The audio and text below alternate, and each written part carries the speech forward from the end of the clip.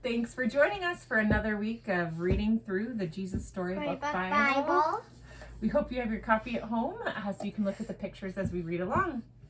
We are going to do 2 chapters today, and we are going to start with A Dark Night in the Garden. And this is the Garden of Gethsemane from Luke 22, Mark 14, John 18. So the wind was picking up now, blowing clouds across the moon, shrouding the garden in darkness. "Stay up with me," Jesus asked his friends. They said yes and waited under the olive trees, but they were tired and soon they fell asleep. Jesus walked ahead alone into the dark. He needed to talk to his heavenly Father. He knew it was time for him to die. They had planned it long ago, he and his Father. Jesus was going to take the punishment for all the wrong things anybody had ever done or ever would do. "Papa, Father," Jesus cried, and he fell to the ground. "Is there any other way to get your children back, to heal their hearts, to get rid of the poison?" But Jesus knew there was no other way. All the poison of sin was going to have to go into his own heart. God was going to pour into Jesus' heart all the sadness and brokenness in people's hearts. He was going to pour into Jesus' body all the sickness in people's bodies. God was going to have to blame his son for everything that had gone wrong. It would crush Jesus. Why did you want Jesus to be crushed? Yeah, so let's keep reading. But there was something else, something even more horrible.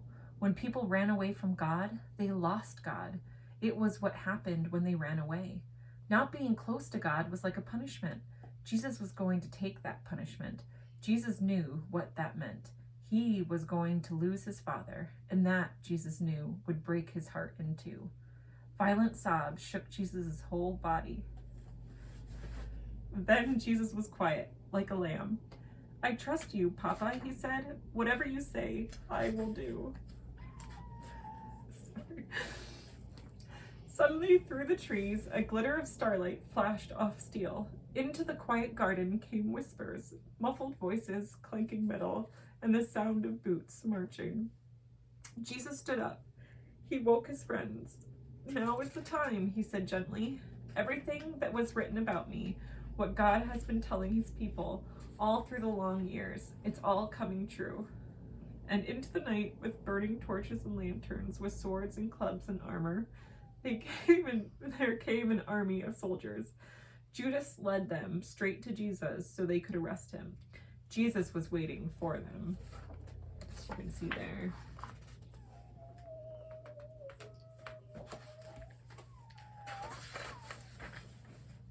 Peter leapt up, took a sword, and tried to defend Jesus. He sliced off a guard's ear. Jesus immediately touched the guard and healed him. "Peter," he said, "this is not the way." Peter didn't realize that no army, no matter how big, could ever arrest Jesus, not unless Jesus let them. Then Jesus, who had never done anything except love people, was arrested, as if he were a criminal. Jesus' friends were afraid, so they ran away and hid in the dark shadows. The guards marched Jesus off and took him to the leaders. The leaders put Jesus on trial. "Are you the Son of God?" they asked. "I am," Jesus said. "Who do you think you are to call yourself God? You must die for calling yourself the Son of God." Only the Romans were allowed to kill prisoners, so the leaders made a plan. "We'll tell the Romans this man wants to be our king, and then they will crucify him." But it would be all right. It was God's plan. "It was for this reason that I was born into the world," Jesus said.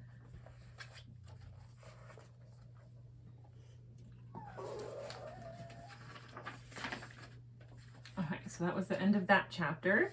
And then now we are doing The Sun Stopped Shining, which is the Crucifixion from Matthew 27, Mark 15, Luke 23, and John 19. "So you're a king," the Roman soldiers jeered. "Then you'll need a crown and a robe." They gave Jesus a crown made out of thorns and put a purple robe on him and pretended to bow down to him. "Your Majesty," they said. Then they whipped him and spat on him. They didn't understand that this was the Prince of Life, the King of heaven and earth, who had come to rescue them. The soldiers made him a sign, "Our King," and nailed it to a wooden cross. They walked up a hill outside the city. Jesus carried the cross on his back. Jesus had never done anything wrong, but they were going to kill him, and the criminals were killed. Oh, the way that criminals were killed.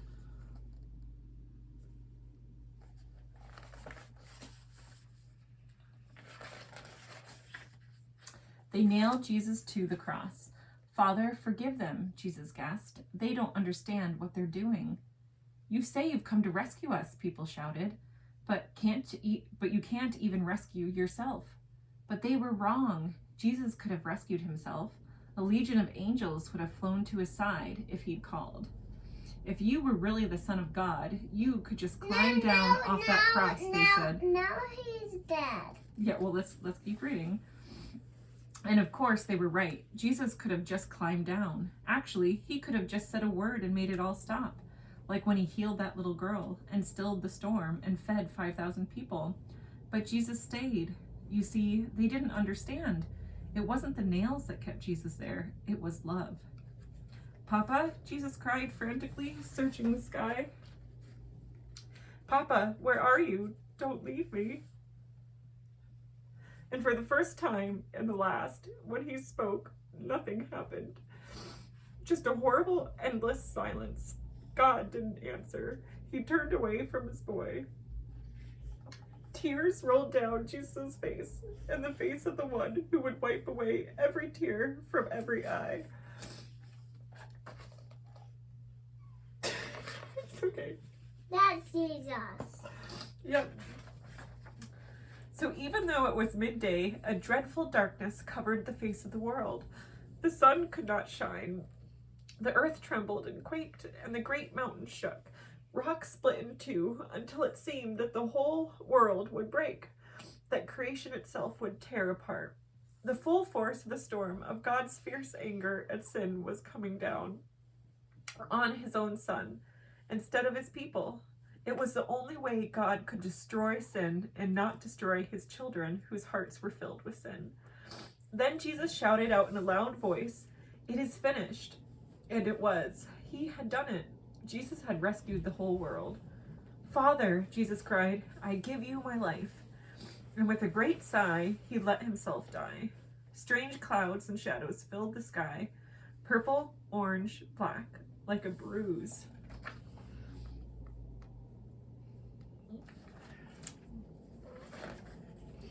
Jesus' friends gently carried Jesus. They laid Jesus in a new tomb carved out of rock. How could Jesus die? What had gone wrong? What did it mean? They didn't know anything anymore, except that they did know their hearts were breaking. "That's the end of Jesus," the leader said. But just to be sure, they sent strong soldiers to guard the tomb. They hauled a huge stone in front of the door to the tomb so that no one could get in or get out. And that's where we're going to stop today. But that's not the end of the story, because we get a happy ending after all of that sadness. So I'll look forward to reading that in a week on Easter. We do have some coloring pages. We have here, Jesus' friends were too tired to keep watch. And then here, the soldiers came in the night and arrested Jesus. Then they didn't realize Jesus had come to rescue them. But it was God's plan to rescue the whole world. So that will be next week's. So thanks for joining us. Easter's in a week. So we hope you have a good Palm Sunday, and we will be back next week on Easter for the happy part of the story. We'll see you later. Bye.